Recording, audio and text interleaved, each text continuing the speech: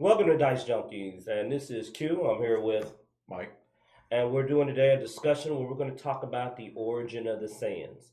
We're going to be looking into where the concept for the Saiyans come from, how it ties into other sources, and that's going to roll into some later pieces we're going to do telling you about the individual Saiyans' abilities.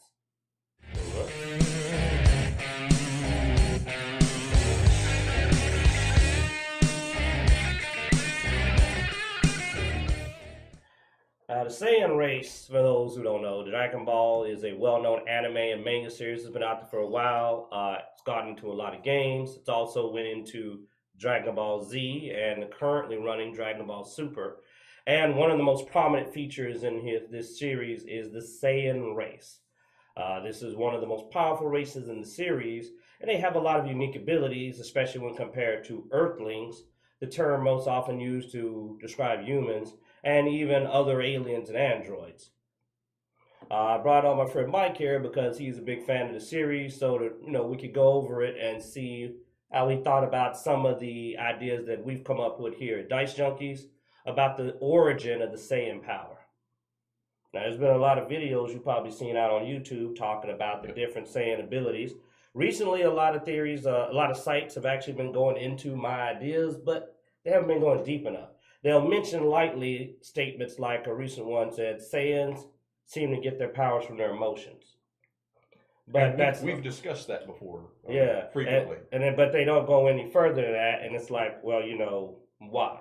Why do Saiyans seem to get a much bigger power boost than, say, Earthlings, or even Vegeta's race? Frieza's race. Which called different things depending on which video game, manga, or website you're at. So right now we're just going to call them Frieza's race because works for me. That's what half of them do. Now, I was telling you that one of the things I noticed is that a recurring theme in martial arts anime, especially ones that have ki and people developing abilities, is that there's often multiple races. Three most common ones seen, especially in a genre called Zeon, a certain type of martial arts novel and a series of literature where people cultivate, that's the word used. They meditate, they gain ki powers, they gain ability to fly, shoot energy, they extend their lifespan. A lot of things you see in many animes, including Dragon Ball, has a lot of those tropes and themes. There are usually at least three races. The most common would usually being humans, beast or beast clan, and demons. We actually see those races represented in Dragon Ball. You see the Earthlings, you see a beast-like race here, which in this case, we're saying it's the Saiyans. And then you see the races like the Kais and Dabura, and even to a degree Majin Buu, that are demons. These creatures weren't born in a traditional sense. They're born with an innate amount of divine power and ability. Right. That's their trait. We have actually tied in the Saiyans' unique ki powers to the idea that in these other animes and books where you see the beast races, you've actually got a common theme that they have an ancestor. They had a original animal or a progenitor that broke through that tier to reach that level of sentience and understanding to get a human form. Exactly. And amongst the traits most often seen is that it was often usually a very powerful creature or a monster that when it got to that power level, it stopped being wild, it gained a certain amount of sentience and calm, and could acquire a human form. You've even seen it in video games and D&D, where dragons, after getting to a certain age and being a certain high tier of dragon, like gold or silver, would get the ability to turn human. So you've seen the concept that, oddly enough, though this creature is really powerful, when it gets a certain power level, one of the most common expressions is it can turn human. Exactly. And then it can breed with humans and create descendants. Looking at the Saiyans, they hold all the traits you see for beast clans from these other animes. They usually have at least one common bestial trait, which in this case, Saiyans are born with a tail, extreme appetites, and they have to often fight to control their emotions. Because if they don't, they can become feral and go out of control. one of the things we notice about the Saiyans is that the normal Saiyans, in the sense of those that were born on Earth, except for a few mutant deviations, yeah, I got a whole thing about that. That's really fun. I explain the source of the whole legendary Super Saiyan That's later. a whole show. That's a whole other show. But that's why we're doing this foundation here, is that you notice that they're not very emotional. I mean, you look at Vegeta, Nappa, Turles, Paragus, even in Dragon Ball Super, the Kali.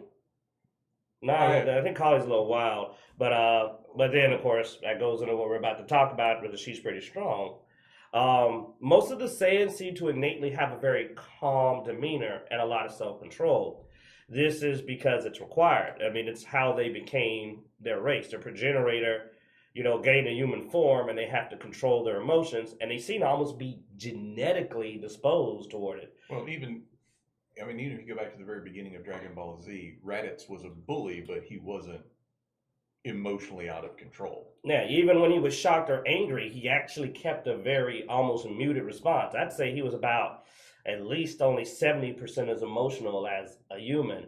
And ones like Vegeta have even more control and are almost like 50% as emotional as an Earthling, we'll say. Yeah. So it's very clear that the Saiyans do not innately have a very emotional nature in the current generation of the Saiyans. The most common ones we've seen are purebloods. Even Goku, who lost his memory and was raised as Earthling, still seems to be at times a lot more reserved, except for those exceptional moments. It's as if Saiyans are not as emotional, which creates a paradox because they're beastkin. Their progenitor was a fearsome Ozuru that had this wild power. So they gain their abilities more by tapping into their wild side and emotions, but they lose control at the same time. So they almost have a paradox in how they gain their power. It's even seen when Vegeta is training the young Saiyan from the other universe during the early practice tournament, and he has to push him to lose control to go Super Saiyan. So to tap into that basic of that golden Ozuru power, you have to start losing self-control. Now, this is easy for someone comparatively like Goku, who has been raised as an Earthling, which does not deviate away from emotions, but it would be very difficult for a Saiyan, born a natural Saiyan, and it would especially be difficult for an elite Saiyan. Yes. If you noticed, on top of that, elite Saiyans seem to be the more self-controlled. They don't have the tail weakness. It's as if the less emotional they are, more controlled, the less they get those weaknesses and traits of their animal side. That feeds into the entire theory of the progenitor showing more control, giving you that ability, and it goes back to something else you said with with cultivating. Part of the cultivation is learning the higher levels of control over the energy, and the more control you have, the less chance you have of some of it getting free and releasing more of the feral state and letting you transform. And there's a anime, there's an actual live action Wuxia genre that you got to find one of the sites that subs it, called Fighting Against Fate or Fighting Fate, where it actually has our Beast Clan right alongside human cultivators, and there is that actual, you see that path. One of the Beast Clan members is literally cultivating the Saiyan way of he's tapping just into that natural ability, physical strength, and he's emotional. Whereas most of the humans are more calm and they're cultivating the human path of cultivation, which is where one tries to become an immortal and gain godlike abilities. Now, this is where, and then we've got some back to back it. If you're an anime fan and you watched, Outlaw Star, Aisha Clan's race consists of beast-like people, possess high natural ability, because most beastkin are born naturally stronger and further along the path than humans. But that's because one of the traits that these beast races, especially ascendant ones, have is that they actually pass down a certain degree of cultivation to their line. Right. But seemingly a larger percentage than the average human. When you look at human clans in these animes and books, while a powerful martial artist does seem to have children with higher potential when he's human, the beastkin tends to just plain have more powerful children, as if they just get a chunk of that power Well, right there's off always the that bat. running theme of humans are the underdogs of the universe. Yeah, and I mean, Vegeta being a prince would probably be, since he's royalty, the closest related to the direct bloodline. Right. So he would be born with a higher power level. But also, he would possess a lot of that discipline and innate martial training. Um, so the basic concept here is that the Saiyans, I believe the Zero is the original progenitor of the race. This even can go into why GT and Super are alternate timelines and they look so differently. I know we don't want to mention GT, but here's the interesting thing. They're going down two different paths. They're not just two different timelines. In GT, they turn into a Golden Ozuru, and then they turn into a furry beast-like form. In GT, it almost looks like the Saiyans are following the path of the beast. They're becoming closer to that progenitor's type. But it was still bad. Well, yeah. Well, I'm just talking about the But transformation yes, path. it does give us some interesting pieces of information for this this history of the Saiyans that wasn't elsewhere, like seeing the in great detail the Golden Ozuru and how you have to get to that point. You know, the work you have to do to get to that level again. And of course, it doesn't end up being quite as strong as the Dragon Ball Super, because Dragon Ball Super diverging the line. Well, they meet a god, a true god, and what do they start doing? Now they're trying to cultivate toward the deity path, which is more human. And if you even go back and remember what Wiz has said to them, one of the keys to doing that is having full control of your ki, which they don't. No. Remember, anytime they powered up and had an aura, he said, "See, you don't have control." Because it's natural versus unnatural. So now they're training under someone, and they're going down the path of the immortal, but they're also trying to do it in a Saiyan way. And you know, in these, if you're familiar with the Journey to the West and other stories, you see some of the monsters they encounter reading sutras. They're actually stealing holy sutras to read. They're trying to understand divine ki and become gods. So it's normally a path. It could have even been the intentional goal originally of the Golden Ozuru ancestor, was for his line to ascend and become deities instead of just being powerful monsters. Might be the reason he took a human form. And now in Super, they're following his more original goal instead of just becoming bigger, badder monsters like in GT, which is why they lost more and more human traits, that even their Super Saiyan form was less human. Like, when they got the down in the eyes, they got fur. You can see once you hit Super Saiyan 3, you become much more bestial. The wild hair, the pronounced. Well, I was going to wait for Vegeta, but we can definitely throw in the different forms, even showing that. Because going Super Saiyan seems to affect you mentally. It's very clear that it's difficult to control, that it has a lot of emotional turmoil. And I agree with you that Super Saiyan 3 is not the correct path of a Saiyan, which is why some people won't do it. Because you clearly see a physical change that's less human there. It's also described as burning through energy very ineffectively.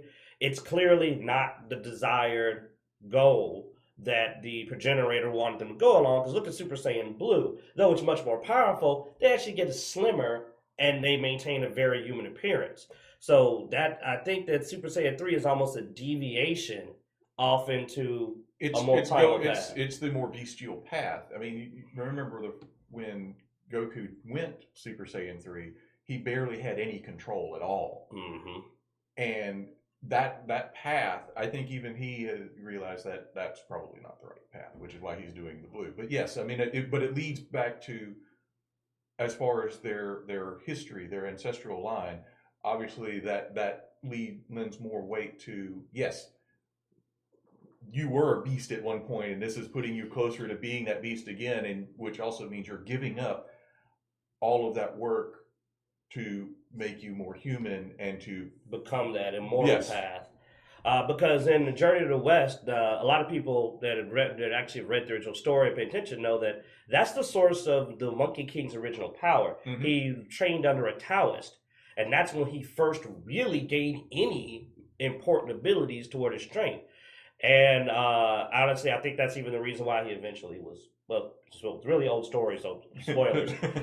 He got kicked out because I think the Taoists went, "Oh my gosh, this creature, because he was born in such an unusual way, has such high potential, but he's too wild. If I let him keep cultivating, he is going to overshadow God," which happened anyway.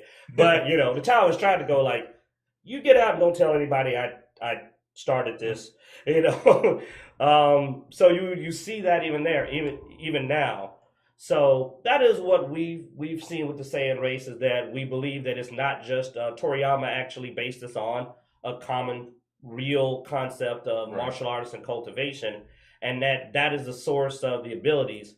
Our next section we're going to do is going to talk about how that applies to the two main characters. We're going to also talk about, and we give a little hint, a particular movie character and why he has his abilities. And you know, then we're going to roll into a fun part where, when we're doing that, we're going to tell you who the actual most powerful Saiyan is. So I hope you'll come back, check out that second part to this discussion series. Again, this was Q, Mike. and thanks for watching.